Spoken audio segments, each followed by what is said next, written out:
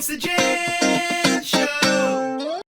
All right, today I have one of my favorite people on the complete planet, my personal therapist, Carl Dawson. Thank you very much. And welcome to the Ginge Show. Thank you very, very much. I appreciate that a lot. All right, so I feel like my goal with this is to give the viewers a little bit of free therapy.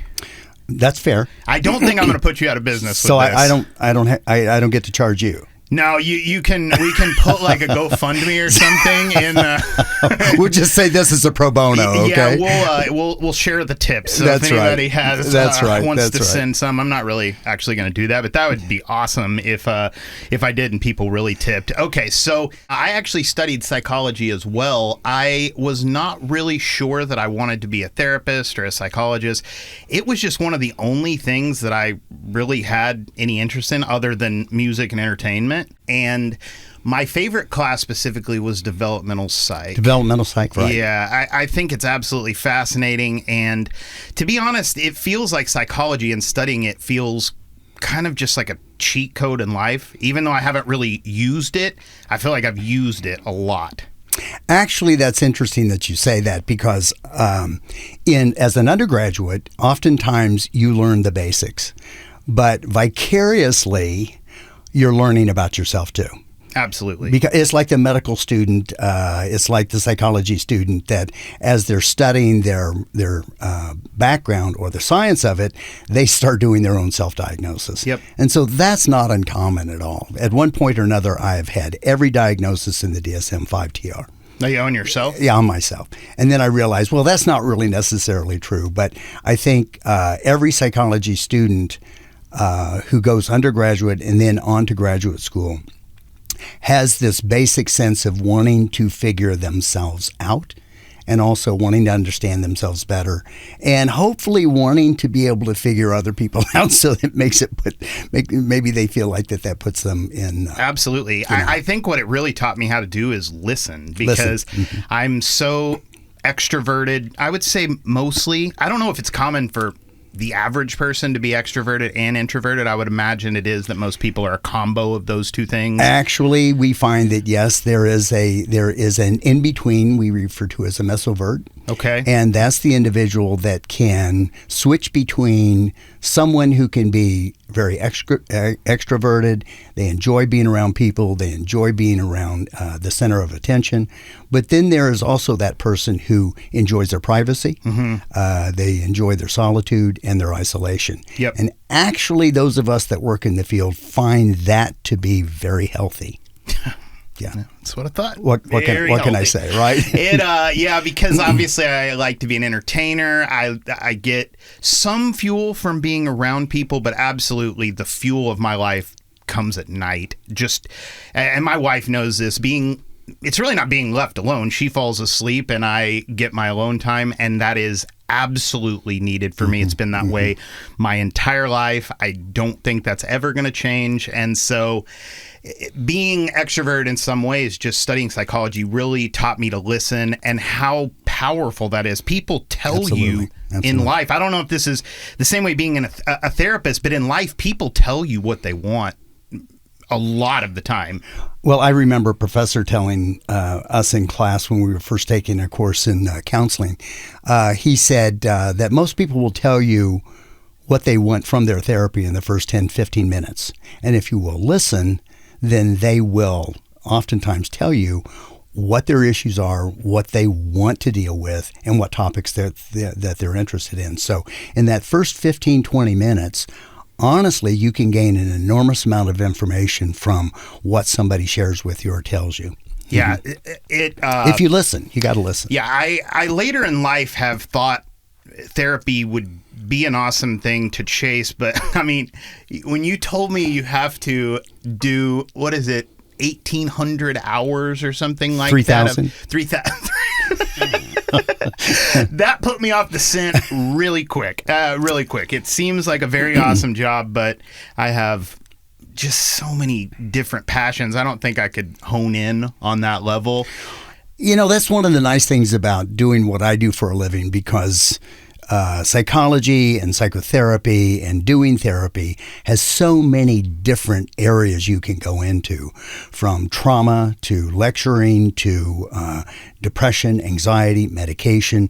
So for someone who is eclectic like you and I are, a little bit ADHD probably at some level, psychology offers me the opportunity to delve into multiple different things, not just one particular thing. And that's what I really like about the field. Okay, so you said it, so we're going to talk about it.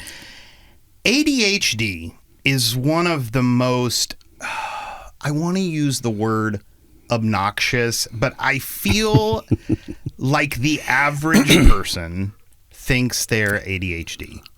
And so what I want to ask of you is, what separates the person that thinks they have it, that I'm like, you think you're ADHD, to what is the actual diagnosis? I'm actually really curious what you're going to say about this. There's a lot to that. And when we think about attention deficit disorder, we can think about it with hyperactivity or without hyperactivity. Which define what is that difference? Well, the hyperactivity is where the person oftentimes is easily distracted, hyperkinetic, kind of very busy, oftentimes, like I said, easily distracted. Okay.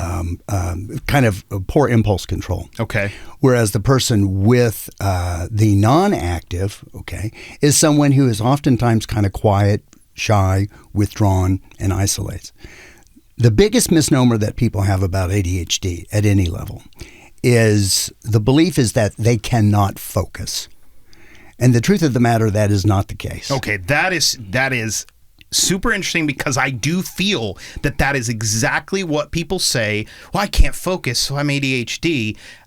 It's obviously not that simple. Well, there are times that the ADHD person has difficulty focusing. Sure.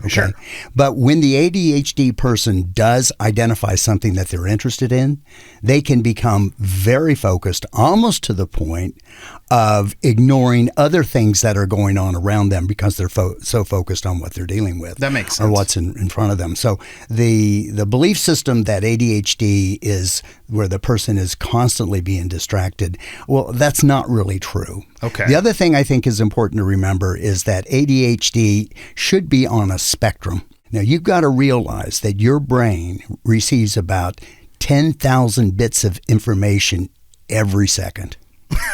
Okay, I really, when you started that sentence, thought you were going to say a day.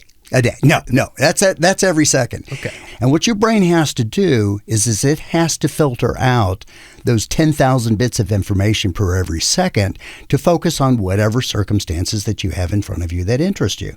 So your brain has to filter a lot of that out. Now, those of us who have a little bit of adult attention or even adolescent have difficulty filtering that information out and that stimuli when it comes in. So that's oftentimes what we see with ADHD. Now, a lot of times people will come in and they'll say, my little junior, who is 9 years old, I think he has ADHD. And the answer is, yes, of course he does. Yeah. Okay. Of course he does. Kids' brains are not fully developed. Mm-hmm. And we know that our brains don't really fully myelinate themselves or develop themselves until about 25, and in my case, 30. So what we realize is that ADHD, it also indicates where the brain is in its maturation process. Now, we used to believe that the individual would eventually grow out of ADHD symptoms in adolescence as they go into early adulthood, because then the brain fully myelinates and then the person can maintain attention. We find that that's not necessarily true. Okay.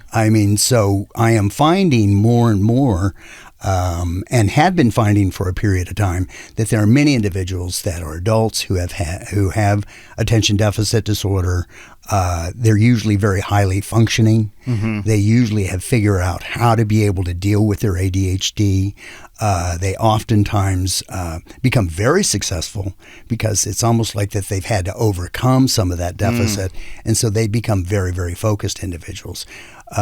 So ADHD, it's got kind of a interesting, anytime somebody seems to be a little bit lackadaisical on something, or they're distracted, or they're easily distracted, we want to throw that diagnosis at them. That's not fair to do that to anybody. But most of us at one point or time or another are going to act that way. It's the consistency of the ADHD over time that we're really looking for the diagnosis. You know what, I think when I hear you say that, what actually bugs me the most is so many people just self-diagnose.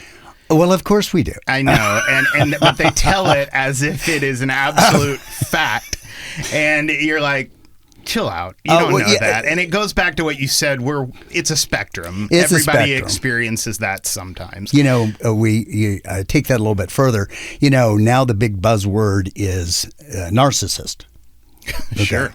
So if you have any self-centered tendencies, well, you're a narcissist. Well, the truth of the matter is there is a diagnosis of narcissism, and there's malignant narcissism, and then there is what I like to refer to everyday narcissism, and that's where we get self-centered and selfish to the point to where it maybe hurts or harms somebody else. But just because a person has a good sense of who they are, and just because they have a sense of self-confidence, and they stand up or defend themselves or set boundaries, a lot of times the person who's having the boundaries set on doesn't like that, and then so that person gets identified as, well, you're being narcissistic. The truth of the matter is everybody can be narcissistic at times. Right. Okay, but the consistency of the personality.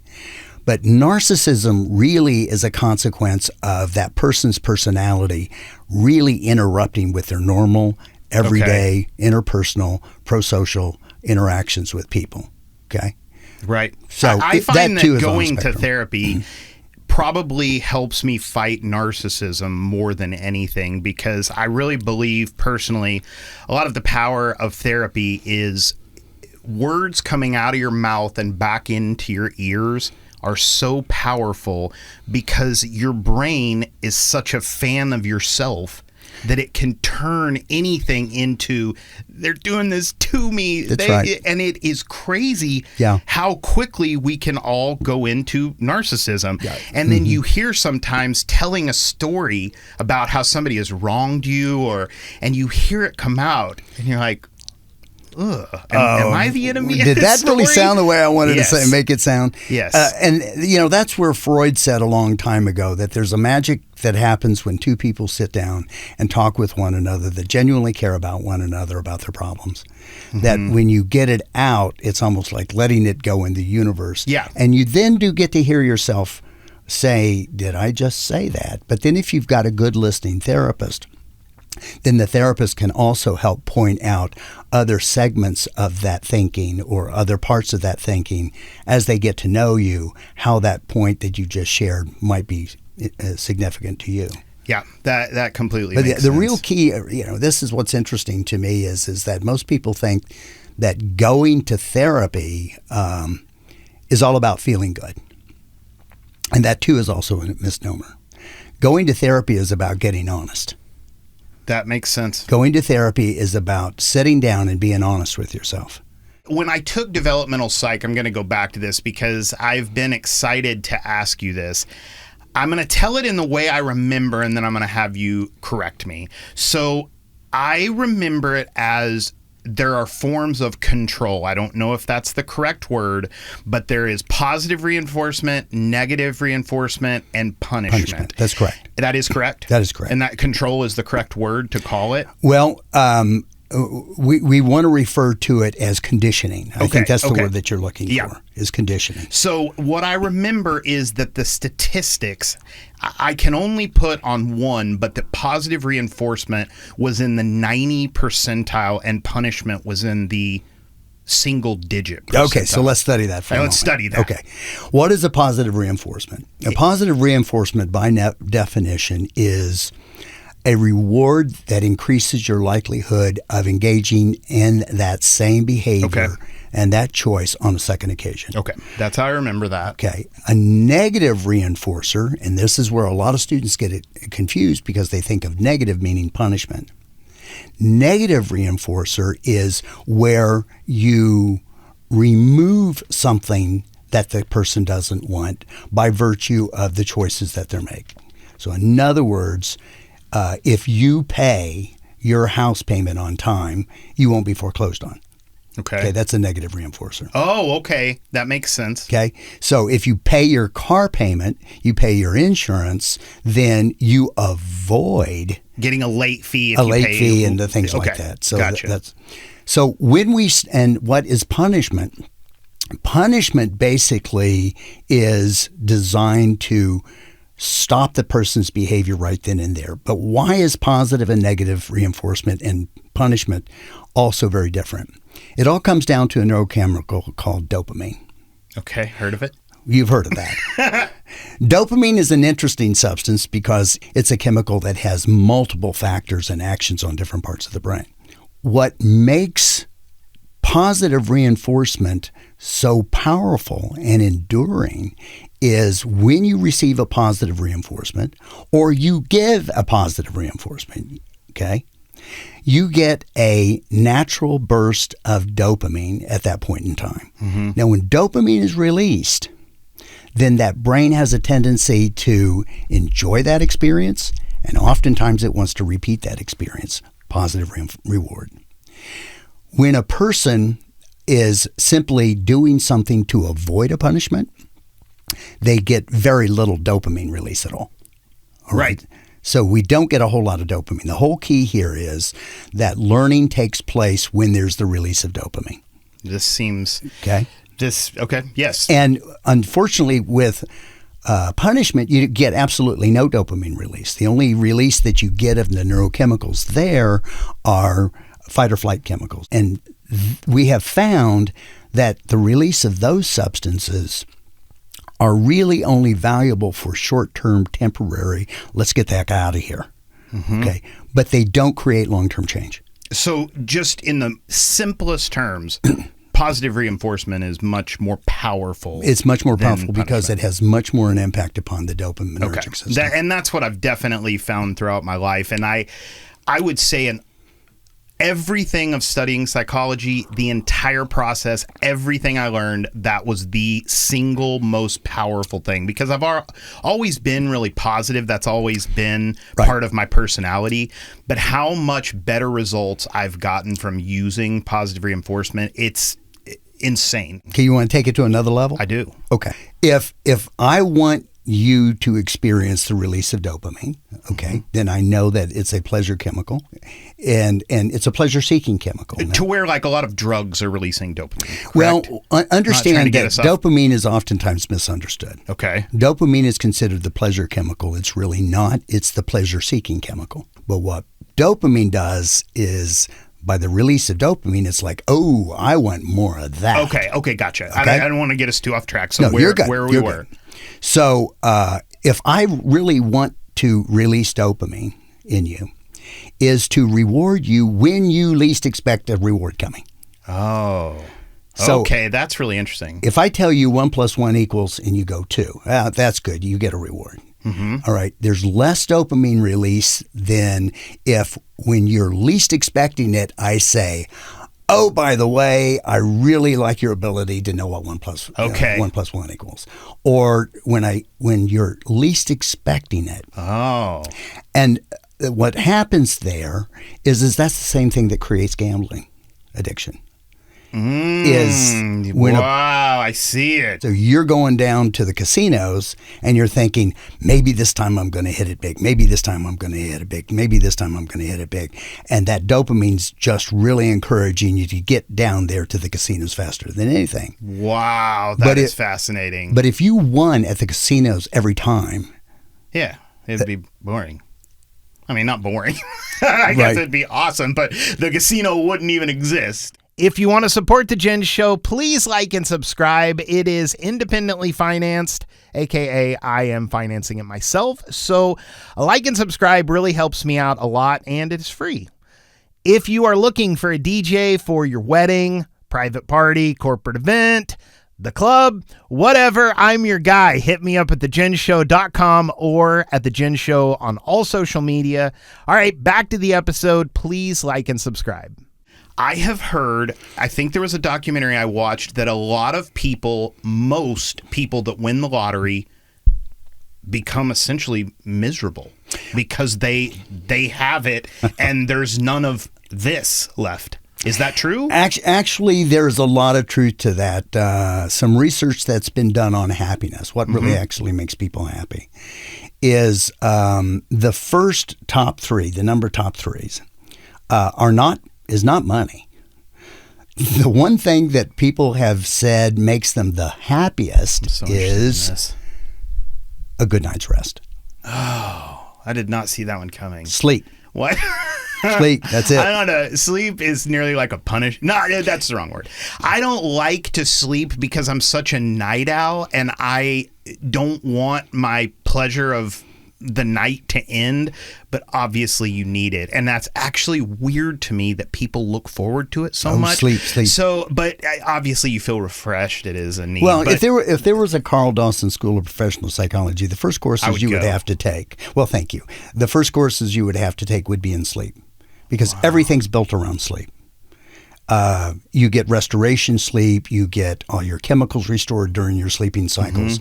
Everything builds around sleep. As a matter of fact, when I'm working with a client and I notice that and first question I ask them, how are you sleeping? I'm not sleeping well. One of the keys I'm going to work on is to make sure that they start improving their sleep hygiene. Maybe working with medication for a short bit, but getting them to sleep is the most important. You've told me that so much, and I already know that, and I don't understand why I still have to fight that. Can you just tell me real quick, why is that?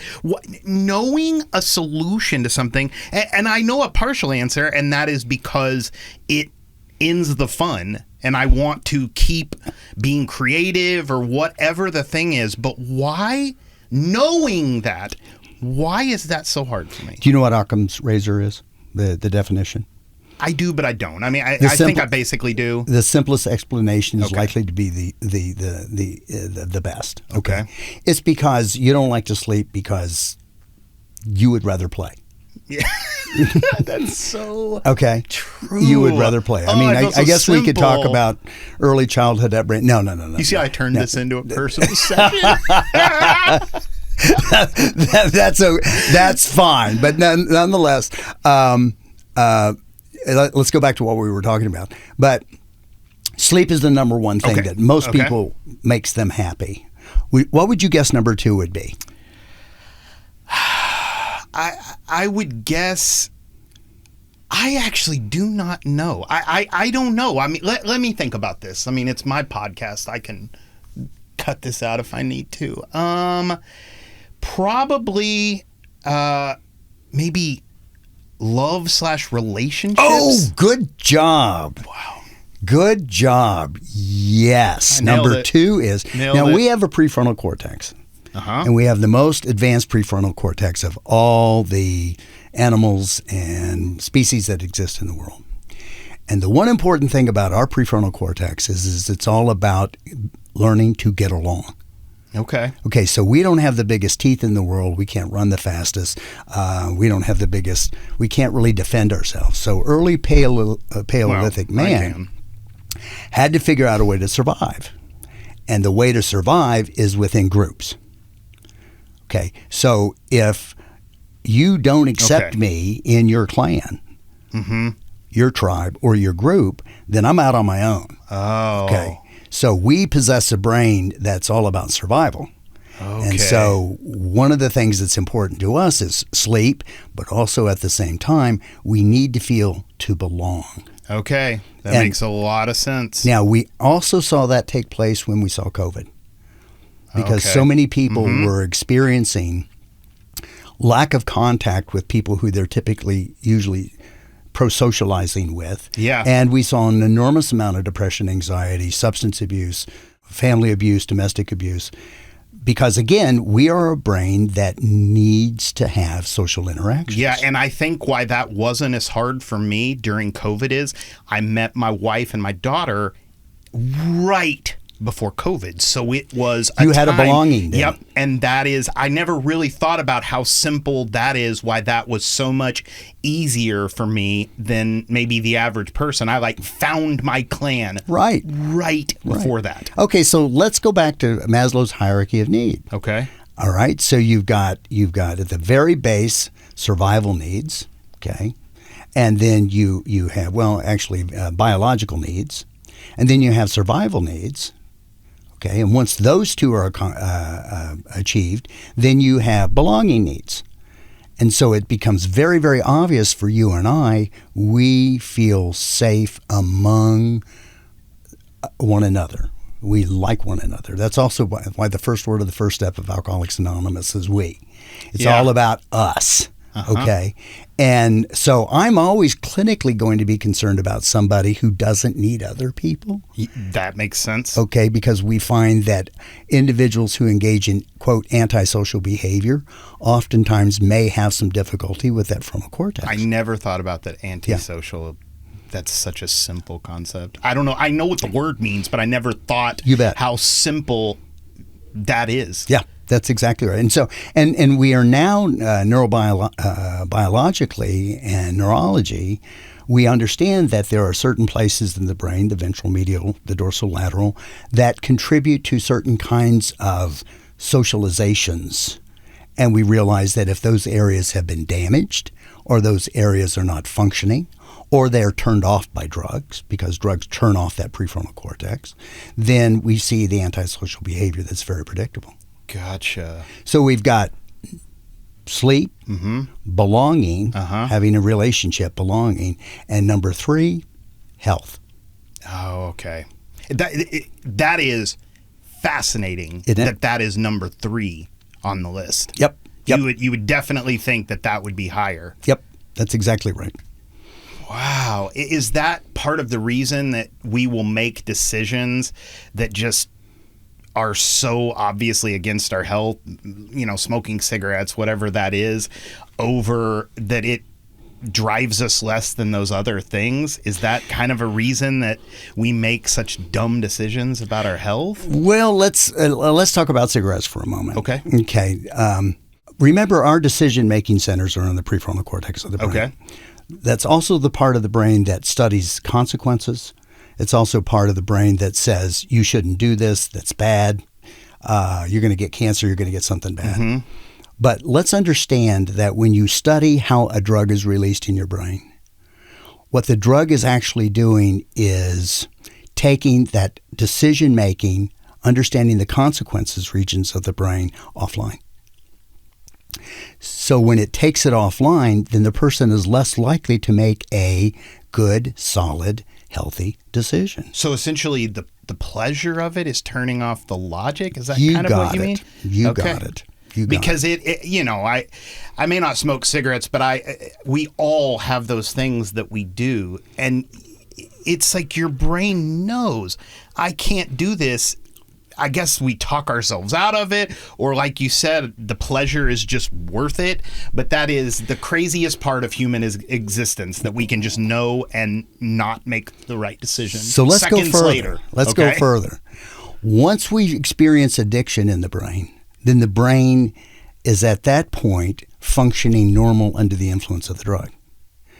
So the person who is smoking a cigarette may not like smoking their cigarette, but they smoke their cigarette to do what? Avoid the pain and the withdrawal of not smoking their cigarette. And that's exactly like I had a problem with alcohol at a younger point in my life. I just celebrated 10 years of sobriety. Thank you very much. But that is the thing that I know from my own experience, that in the end parts of it, there's no high of it or no drunk. You're just getting back to feeling okay. You're just trying to avoid feeling bad. Yep. And that is once you get there, how crazy that is. And I feel like it was a little easier for me to get sober than for some people, because no one in my life was doing it with me really. But I was so sick of that. I just could not stand the fact that I needed this thing just to feel normal. Exactly. And I moved here to Springfield, and this goes back to what we were talking about with belonging. I had no idea how hard it would be to come to a place and only have maybe the 10 friends I worked with, then leave and have truly nobody. And how quickly that turned it all into a problem was mind-blowing to me. We don't have a brain that's designed to be naturally happy. that's so true. That's so true, Carl. Weird. We have a brain that's designed to survive. Weird. Okay. Okay. Yeah.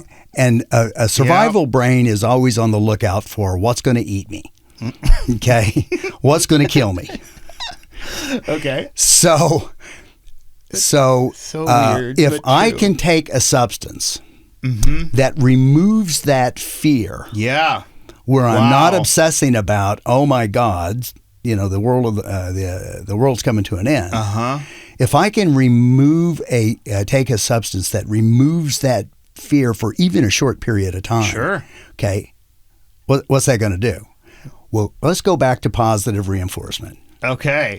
But also, let's go back to negative reinforcement. Do you see how that's reinforcing?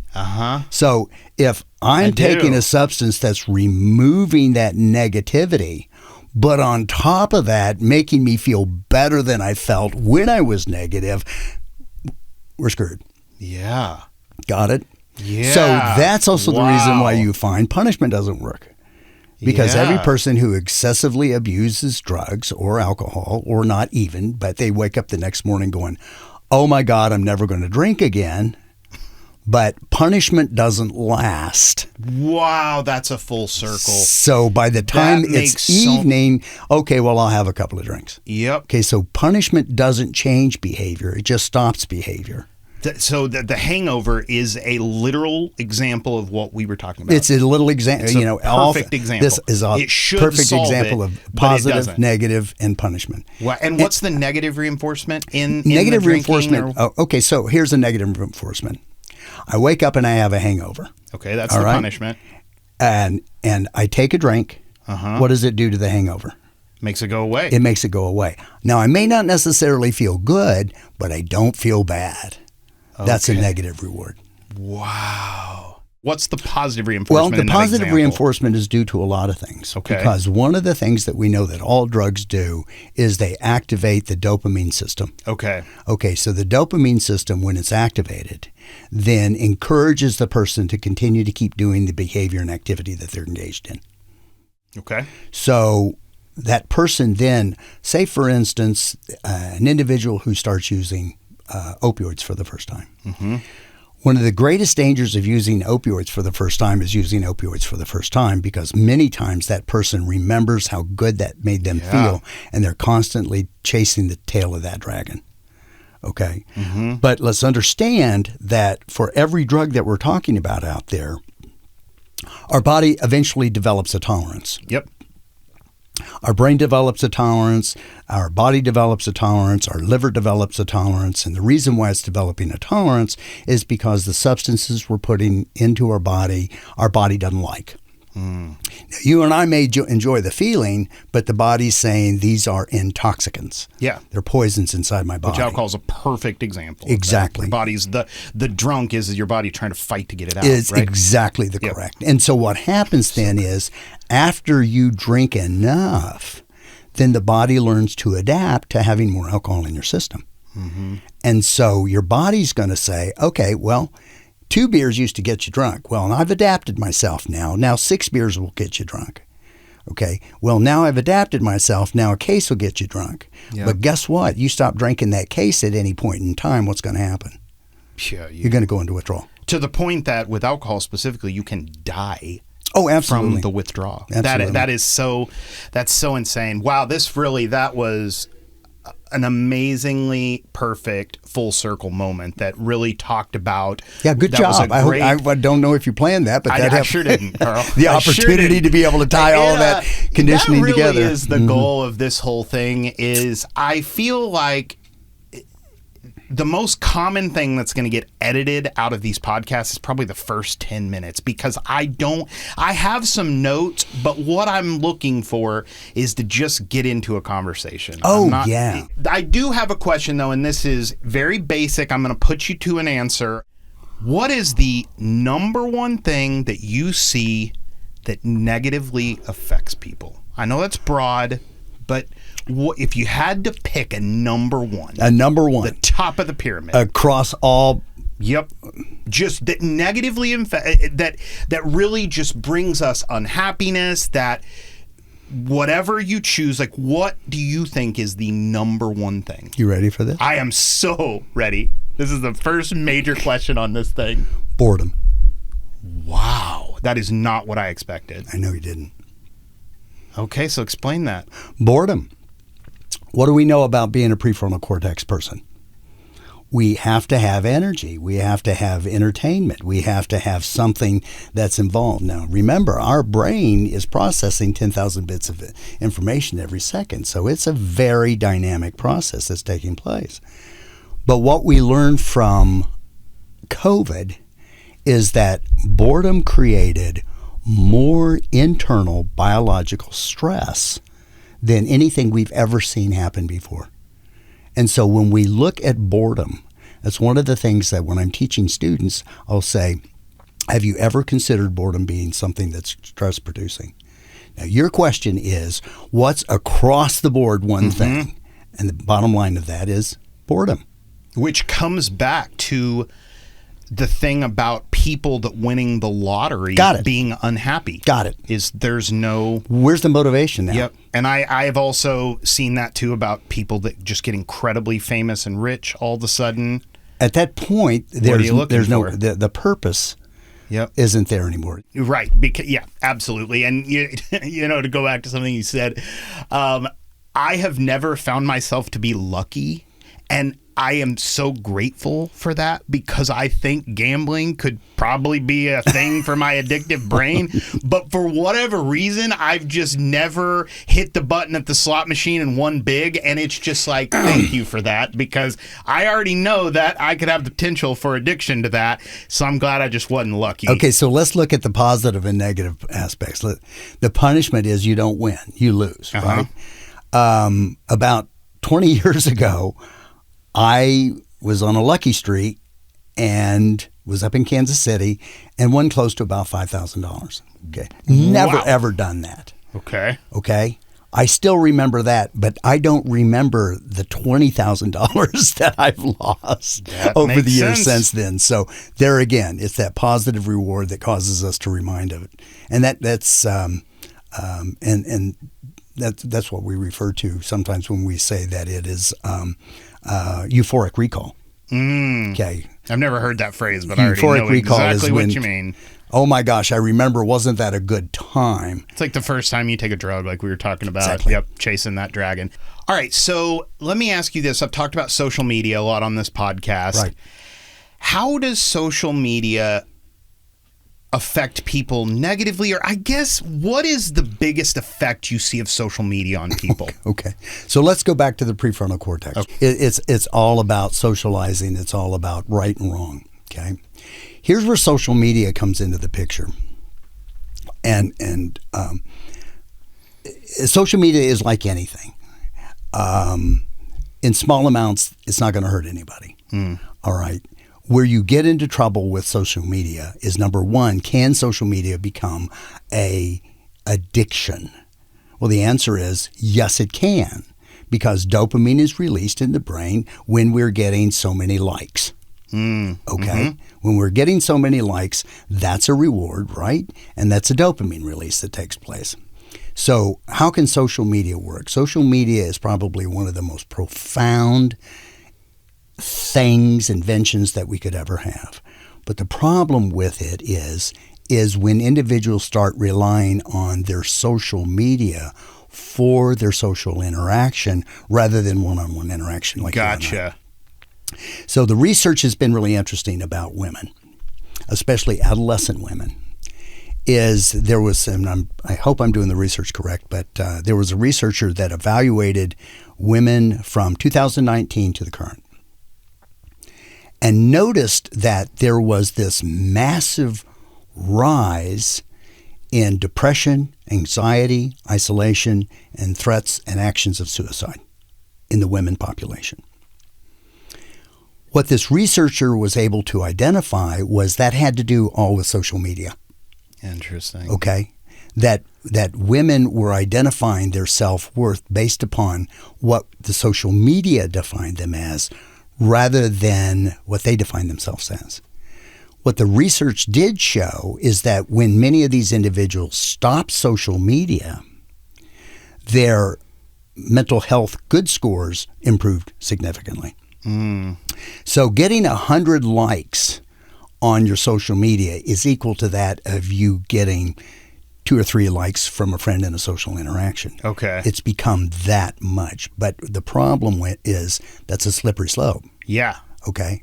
And so we're finding that that's not okay. Now, the other problem we're running into, what's it doing to the individual that's on social media and not learning to develop any socialization skills?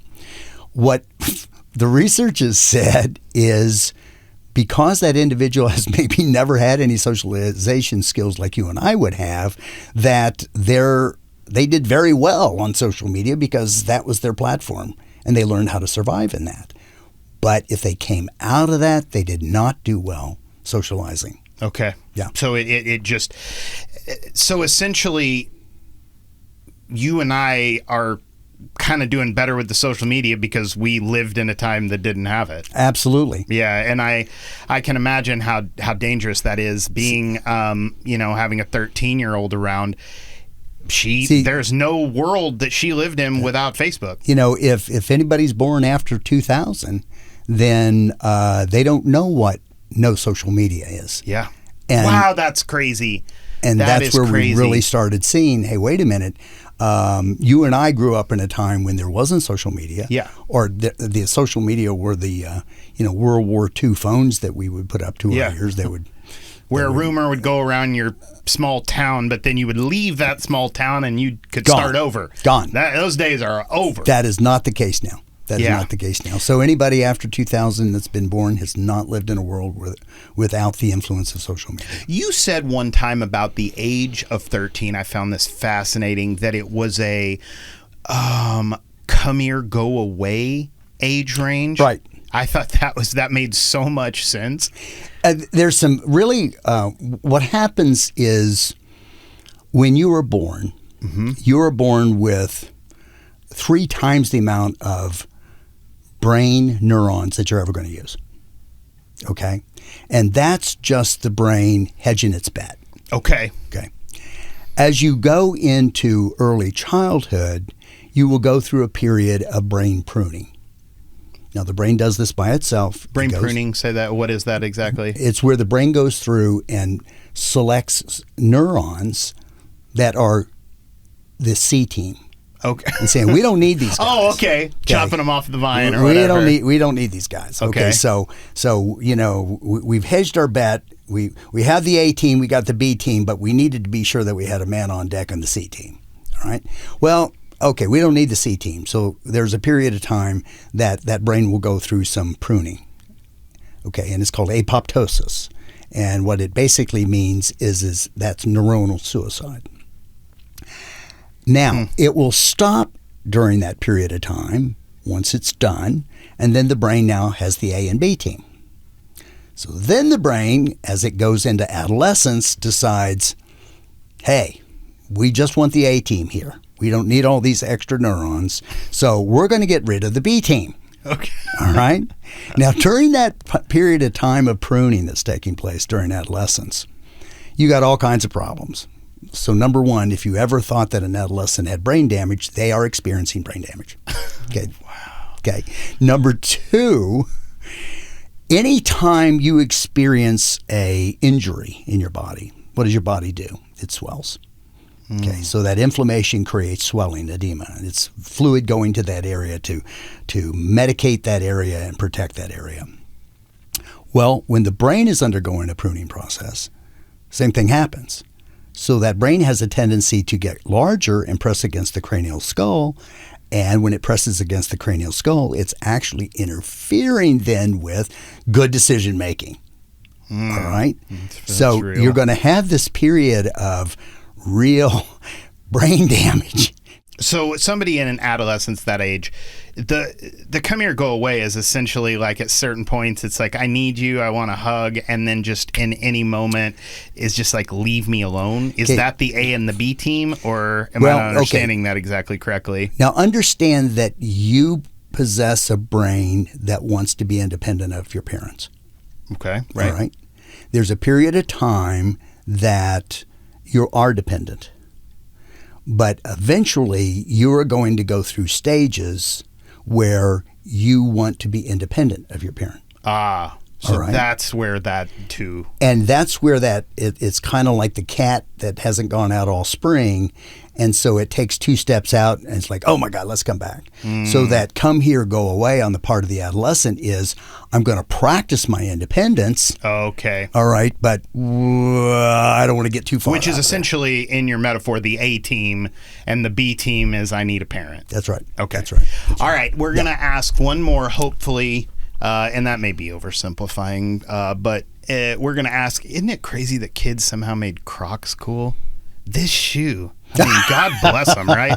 Talking about adolescence, I went on a cruise and I was like, these kids are wearing Crocs. Like, what's the deal? All right. So this is, you're very good at answering these big questions, but hopefully this will be very helpful to another person. If you could give one piece of advice to married couples. I know, Carl, but come on here. You only can give one. You have to pick. Just throw out one piece of advice. One piece of advice. Just one. Just one. I mean, buddy, I don't know that honestly can be answered. It can't be with just one.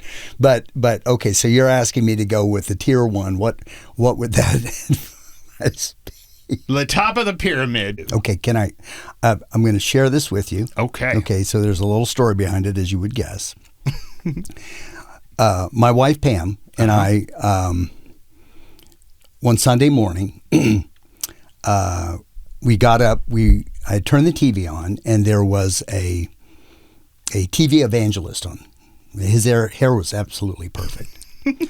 He spoke absolutely, and one of the things that he did do was he enunciated all of his syllables. And I thought, I think I can do that. And the story is something like this.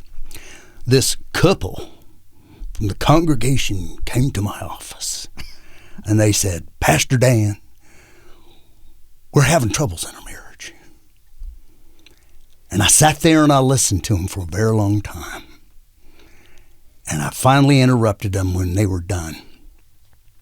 And I said, what's missing in your relationship is TALK. I'm thinking, oh my God, what does that mean? I go, here it comes. Here it comes. He's probably got a book in here somewhere. And he says, I asked them, do you know what TALK stands for?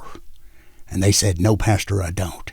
He said, TALK stands for try a little kindness. Oh. So I bought the book. I thought it was...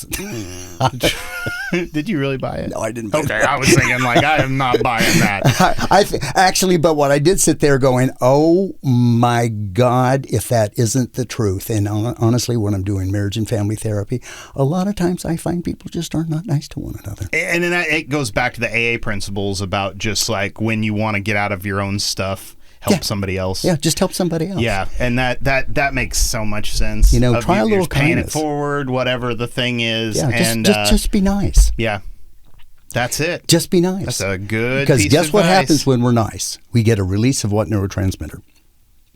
Dopamine. Dopamine. Oh, I thought you were. Oh man, I thought I had it wrong.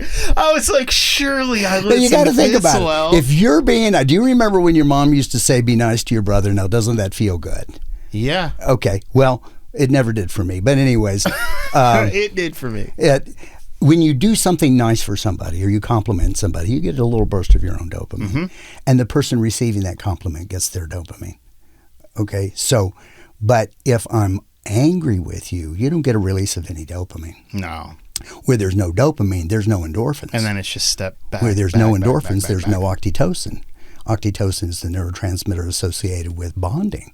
Okay. And so when you don't have those chemicals in there, you're on your way out. Okay. Try a little kindness. That, what a good place to end. I never know what exactly to do in these endings. I will say, Carl does not need any help getting clients. He's already doing good. Honestly, good luck even getting in there. So I don't have anything to plug for you. You're doing well, man. It was never meant to be a plug for anything. I know I don't need to, but thank you for giving me this time. I don't know if everybody is going to find this as fascinating as I do, but I just don't care. These are my first few ones. I feel like when we talked about social media, I've just completely accepted I am going to do this for 1 year, and then I'm going to reassess if I think it's not going well. But I have to do it that way because I don't expect this to succeed right out of the gate. I feel I have to just try, see what works, see what doesn't work. And that has never been an easy thing for me. I want immediate results. But I know if I let myself think this has to get 1,000 views, whatever the number is, I'll be disappointed. I just can't do it that way. Well, here's what you're doing. And let me give you a bit of a dopamine rush here because basically knowledge is power. Okay. And you have learned a lot. And by learning a lot, that's exciting.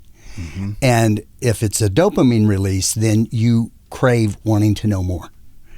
And what hopefully your podcasts are doing, and at least in this case, is giving somebody a better understanding of what maybe they didn't understand, and also give somebody a better understanding that there are answers to things that we used to think there weren't. Yeah. And you bringing light to this, that there's, a lot of the things that I said was just shotgun, but you bringing light to this is really exciting because there's a lot of stuff that's out there that I don't agree with. But being able to sit down with someone who says, no, here's some hope, here's some things we can look for, and you bringing it to the light of the individual, that to me is your gift to them. And so, thank you. I do feel that dopamine run through. Feels good.